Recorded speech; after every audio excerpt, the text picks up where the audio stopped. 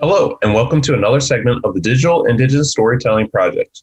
Throughout this series, we'll be interviewing Indigenous individuals who live in Missouri and have them share a story about themselves and their culture. My name is Eric Pinto. I'm Choctaw of Mississippi, Antonia of New Mexico, and a project coordinator for the Catherine M. Booter Center for American Indian Studies at Washington University in St. Louis.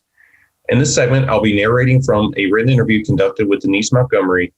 I will display the interview on your screen for your viewing, and I will read aloud through the letter that asks Denise about her life and culture. I would like to thank Denise for taking time out to share her life and culture with us all. And as a reminder, please check out the other interviews with other Indigenous individuals who live in Missouri. Thank you and enjoy. Here's the written interview I had with Denise Montgomery. I'll read off the question I asked her, and then I'll follow that with her response. Can you give an introduction about yourself? What's your tribal affiliation? What's your occupation and how long you've lived in St. Louis? I am enrolled with the Sac and Fox of the Mississippi and Iowa, Meskwaki Nation, and part Ho-Chunk.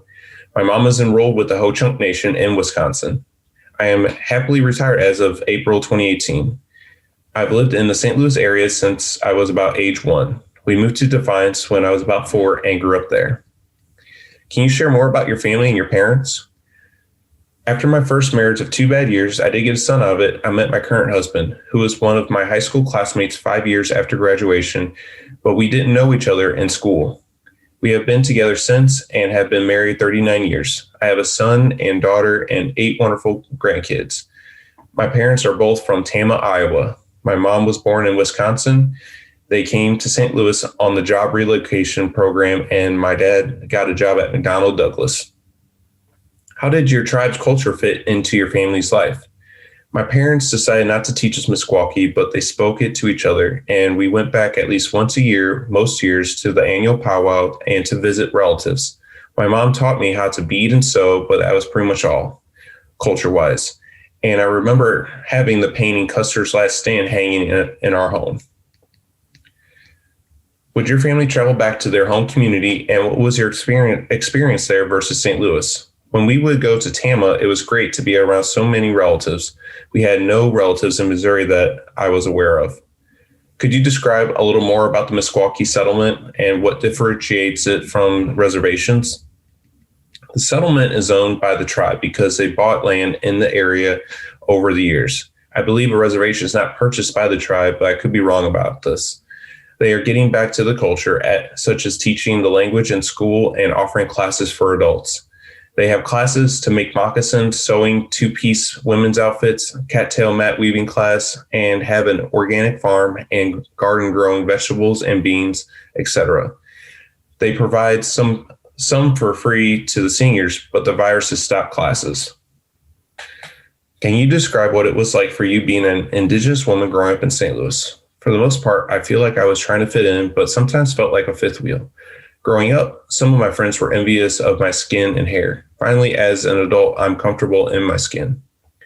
What can you tell us about other Indigenous people living in St. Louis and throughout Missouri? I'm not sure about other Indigenous people in our area, but the few I do know keep in touch by phone or Facebook.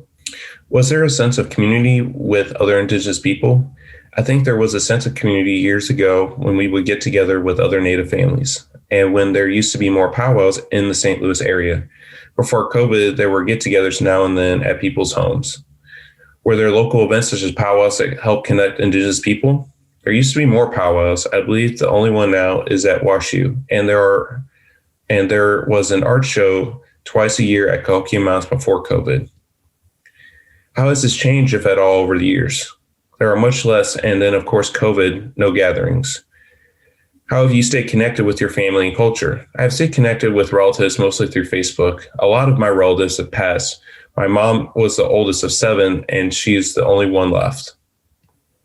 Can you describe your experiences with Native arts and crafts? My experience with arts and crafts has been learning beading and sewing from my mom. What powwows or other events have you attended that has connected you with other Indigenous people? The Tama, Tahlequah, Oklahoma, and WashU powwows were the only ones we were going to until they got canceled. The first time I went to the Gathering of Nations in Albuquerque, I was amazed to see that many people like me. It was a great experience. And that concludes her interview. Please check out our other interviews with other Indigenous people and have a good day. Bye.